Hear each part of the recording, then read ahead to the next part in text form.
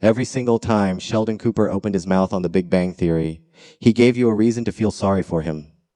The absent father, the emotionally checked out dad who drank too much, cared too little, and left his genius son completely alone in a world that didn't understand him. Except, what if everything Sheldon told us about his father was wrong? Not a little wrong. Completely, fundamentally, heartbreakingly wrong. Because when young Sheldon finally let us see George Cooper Sr., not through the filter of Sheldon's memory, not through the warped lens of a man who never fully understood his own childhood. What we found wasn't a bad father.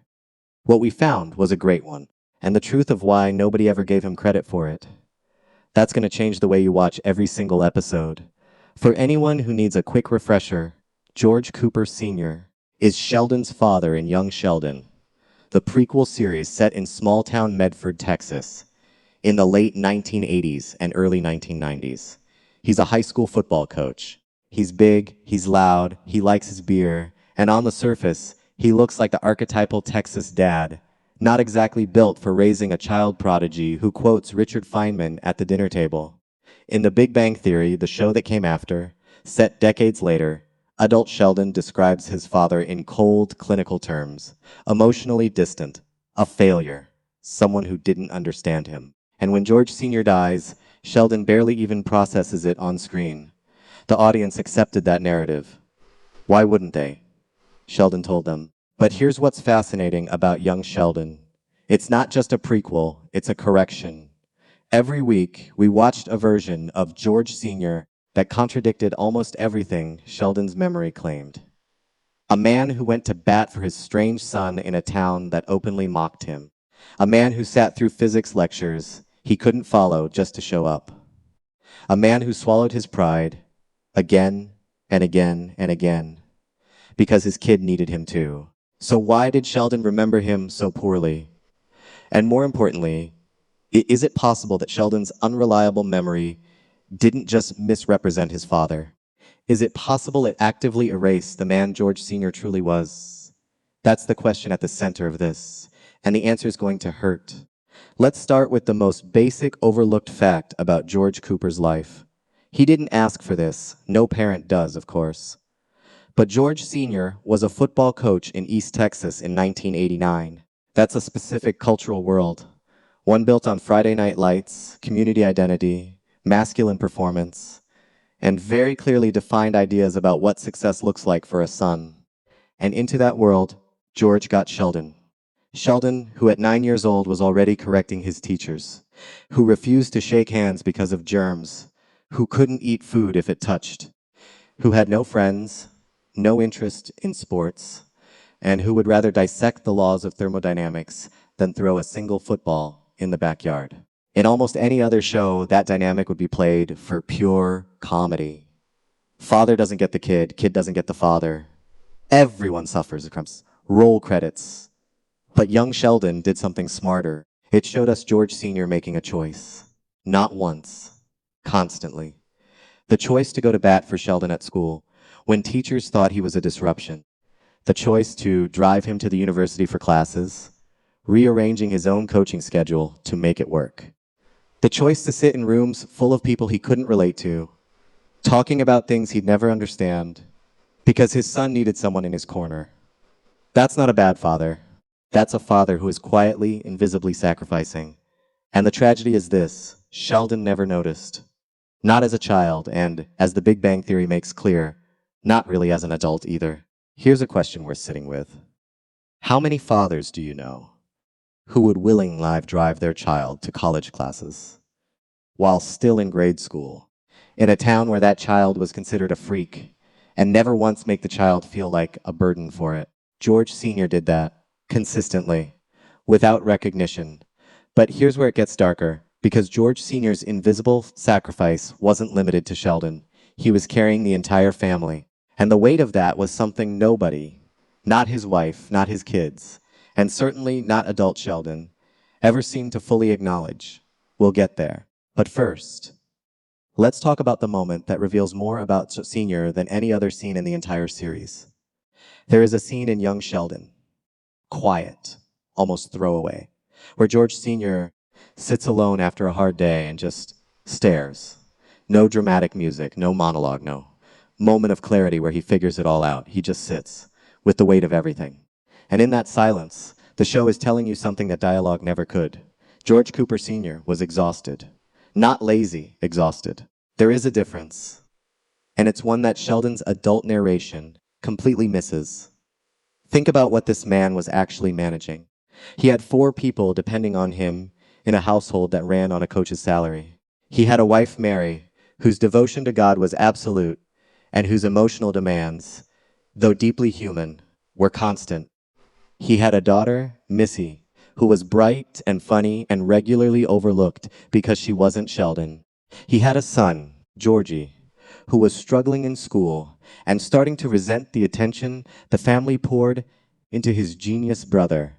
And then he had Sheldon, brilliant, demanding, impossible to connect with in any conventional way, and completely unaware of the strain his needs placed on everyone around him. George Sr. held all of that every single day. And he did it, and this is the part that gets overlooked, without complaining. Not to his kids, not in front of them. You want to know what an emotionally present father looks like? It doesn't always look like heart-to-heart conversations and perfectly timed advice. Sometimes it looks like a man absorbing pressure so his children don't have to feel it.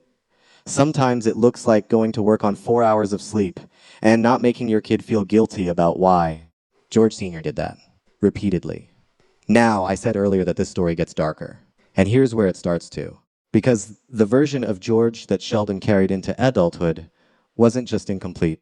It was built on something specific, a single betrayal that Sheldon magnified into the defining story of his father's character. And understanding what that betrayal actually was and what it wasn't is the key to understanding everything. We're getting there. But first, let's talk about what George Sr. was like as a husband, because that context is more important than you might think. Mary Cooper is one of the most beloved characters in the young Sheldon universe. Funny, fierce, deeply religious, endlessly devoted to her children. The audience loves her. Sheldon loves her. She's the emotional anchor of the family. But here's the honest thing nobody says out loud. Mary Cooper was not an easy woman to be married to. Her faith was central to everything, including her judgments. Her certainty was total. Her emotional volume was high. And her relationship with George, while genuine, carried a current of low-grade condescension that ran through nearly every conversation. She was smarter than she let on, and she knew it. George knew it too. And yet, George stayed. He showed up. He argued and grumbled and watched football and cracked jokes, but he stayed. Not as a martyr, as a husband. The show gives us glimpses of what their marriage was actually like underneath the friction. Moments of real tenderness, real humor, real partnership. George Sr. understood Mary in a way that nobody else could, and he chose her every day, even when choosing her was complicated. Now, why does this matter for the question of whether he was a good father? Because the health of a marriage is the foundation of parenting. Children feel the climate of a home, whether or not they can articulate it. And despite their arguments, despite their differences, George and Mary Cooper built a home with a foundation. Imperfect, strained at times, but present. George Sr. didn't abandon that. He didn't check out of the marriage. He didn't check out of the family. The beer in the garage, the football games, the moments of retreating, those weren't the behavior of a man who didn't care. They were the behavior of a man who needed somewhere to decompress so he could keep showing up. But here's the midpoint question, the one this video is really building toward. If George Sr. was this devoted, this present, this sacrificial, why did the man his son described in The Big Bang Theory sound like a completely different person? The answer is in what happened next. And it changes everything. We're at the halfway point of this story, and I need to stop here for a second, because what's coming is the part that rewrites everything. We've established that George Sr. was devoted, present, and sacrificial. But there's a specific moment, a specific wound that Sheldon carried for the rest of his life. A wound that became the lens through which he remembered his father. Stay with me, because this is where it gets real. The Big Bang Theory drops hints. Young Sheldon confirms it. George Sr. was unfaithful, or at the very least, there was a moment of emotional or physical betrayal that Mary discovered, that the family experienced, and that Sheldon absorbed as a child. Now, and this is critical, this video is not here to excuse that. Infidelity is a real wound. It does real damage. And the fact that George Sr. made that choice is a genuine moral failing. But here's what matters for the specific claim of whether he was a bad father. One failure doesn't erase a decade of sacrifice. Sheldon, as a child, experienced that betrayal through the eyes of his mother, a woman for whom faithfulness was sacred, non-negotiable, and tied to her deepest beliefs about God, family, and worth. Mary's pain was real. Her reaction was real. And young Sheldon, already wired to see the world in binary terms, right or wrong, logical or illogical, good or bad, took that single event and built a monument out of it. The monument became, "My father was a bad man." And once Sheldon decided something, he did not revise it. That's not a character flaw in isolation. It's a feature of who Sheldon Cooper is. His certainty is total. His memory is selective. And the grief of losing his father before they could have the conversations that might have complicated that narrative. That grief got sealed inside the monument instead of softening it. What we're watching in young Sheldon, what the show is quietly, consistently doing, is showing us the man that monument obscured. A man who, yes, made mistakes, but who also coached a son he couldn't understand into confidence, who drove him places, who fought for him, who protected him from a town that would have crushed him. That's not a villain. That's a flawed human being doing his best inside a life that had no instruction manual. And there's one more dimension to George Sr. that almost nobody talks about. The dimension that makes his story not just sympathetic, but genuinely tragic. Here is the cruelest thing about George Cooper Sr.'s story. He died before Sheldon could see him clearly. Think about that. Really sit with it. Sheldon spent his entire adult life becoming one of the most celebrated physicists of his generation. He learned to navigate friendship. He fell in love. He grew slowly, painfully, in ways nobody who knew him in Medford would have predicted. But the growth that might have allowed him to look back at his father and say, "I see you now," that happened after George was already gone. George Sr. never got to see his son win the Nobel Prize. Never got to see Sheldon build a real relationship, soften at the edges, learn to say thank you. Never got to have the conversation where his son might have said, "I understand now what you were carrying." And George Sr. never got to know that Sheldon noticed. Because here's the quiet heartbreak underneath young Sheldon's entire premise. The adult Sheldon narrating the show, older, wiser, occasionally self-aware, keeps revealing, in small moments, that he understands his father better than he ever did as a child. He'll say something offhand in the narration that is almost tender, almost grateful, almost an acknowledgement, almost.